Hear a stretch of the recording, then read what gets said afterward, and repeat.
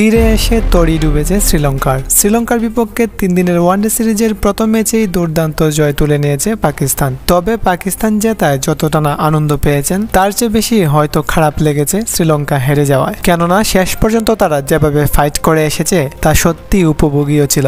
শেষ মুহূর্তে ম্যাচটা চরম এক নাটকীয়তায় মোড় নিয়েছিল। ওয়ানিন্দু হাসারাঙ্গা যদি আউট না হতেন তাহলে হয়তো শ্রীলঙ্কা জিতে যেতে পারত। প্রথমে ব্যাট করতে নেমে 50 ওভার শেষে শ্রীলঙ্কাকে 299 রানের লক্ষ্য ছুড়ে দিয়েছিল পাকিস্তান। এমন পাহাড় সমান স্কোরে ম্যাচ জেতা তবে অসম্ভব নয়। 300 রানের লক্ষ্যে ব্যাট করতে নেমে জয়ের প্রায় কাছাকাছি চলে এসেছিল শ্রীলঙ্কা। শেষ 12 বলে 23 রানের প্রয়োজন ছিল। উইকেটে ছিলেন শেষ পর্যায়ে শ্রীলঙ্কার হাল ধরা ওয়ানিন্দু হাসারাঙ্গা। পাকিস্তানের হয়ে এমন পরিস্থিতিতে বোলিং করতে এসেছিলেন নাসিম শাহ। 48তম ওভারের প্রথম বলে কোনো রান পাননি। এরপর দ্বিতীয় বলে 2 রান নিয়েছিলেন হাসারাঙ্গা। তৃতীয় বলে আবার কোনো রান নিতে পারেননি। তাতে চাপে পড়ে গিয়েছিলেন হাসারাঙ্গা। তাই 48তম ওভারের চতুর্থ বলে 6 মারার চেষ্টা করেছিলেন, কিন্তু ব্যাটে বলে টাইমিং না হওয়ায় দলকে এ পর্যন্ত টেনে নিয়ে আসার পরেও একরাশ চরম হতাশা নিয়ে ম্যাচ জেতাতে না পারার আক্ষেপ নিয়ে ফিরতে হয়েছিল ঢাকাউটে। আর এখানেই মূলত ম্যাচটা হেরে যায় শ্রীলঙ্কা। তবে এখানেই শেষ হয়ে যায়নি, আরও একটা নাটকীয় মোড় নিতে চলেছিল